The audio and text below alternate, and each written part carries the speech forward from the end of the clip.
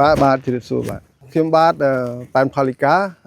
អនុរដ្ឋលេខាធិការក្រសួងកសិកម្មរុក្ខាប្រមាញ់និងនេសាទហើយទទួលបន្ទុកការងារបង្ក្រាបបទល្មើសជលផលនៃបឹងបរិវេណបឹងទន្លេសាបភូមិសាស្ត្របឹងទន្លេសាបបាទខ្ញុំឈ្មោះតមរៈអនុរដ្ឋលេខាធិការក្រសួងកសិកម្មរុក្ខាប្រមាញ់និងនេសាទក្នុងនាមឯកឧត្តមហាសេរីខ្ញុំទទួលបន្ទុកអធិការមេកងបា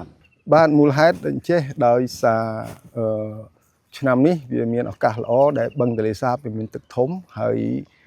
ភូមិសាស្ត្រមួយចំនួនដែលពីមុនមិនមែនជាកន្លែងដែលជាតំបន់នេសាទសកម្ម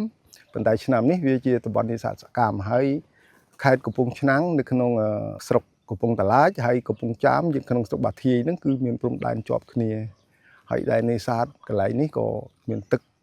ជ្រៅដែលជាកន្លែងនេសាទយ៉ាងសកម្មនៅក្នុងឆ្នាំនេះដែរបាទតាំងពីព្រឹកមកយើងបានសហការគ្នា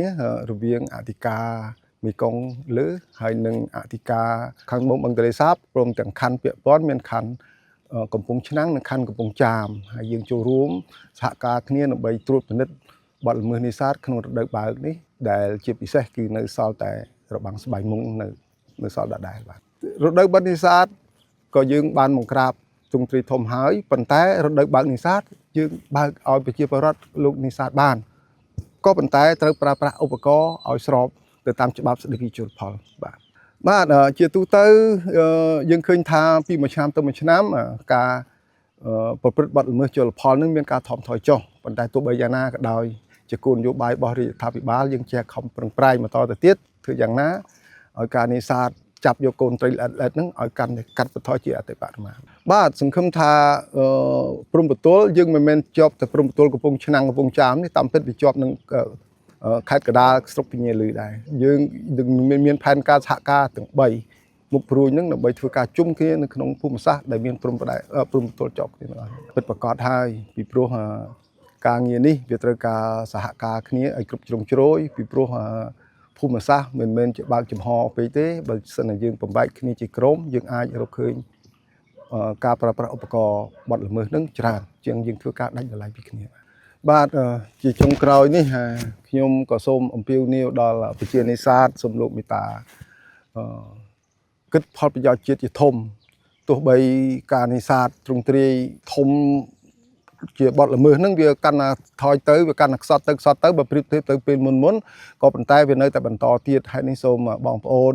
មេត្តាគិតពីព្រោះថាកូនត្រីនឹងទូចណាស់បើសិនតែយើងរក្សាទុកតែ2ខែទៀតត្រីនឹងខ្លាចជាត្រីធំហើយអំណោយផលដែរបឹងទន្លេសាបយើងពីមួយឆ្នាំទៅមួយឆ្នាំកាន់តែកើនមកវិញ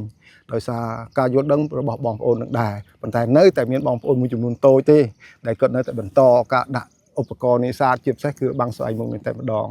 ដូច្នេះសង្ឃឹមថាពេលទៅខាងមុខប្រហែលជាបងប្អូននឹងយល់ជ្រាបហើយក៏សូមអរគុណដល់អាជ្ញាធរក្រុមដាក់ថ្នាក់មន្ត្រីទាំងអស់មន្ត្រីជំនាញរបស់យើងទាំងអស់ហើយជាពិសេសខាងភូមិសាស្ត្របឹងទន្លេសាបយើងខ្ញុំនេះក៏សូមថ្លែងអំណរគុណដល់កងយុទ្ធពលខេត្តប្រាក់ភូមិន្ទ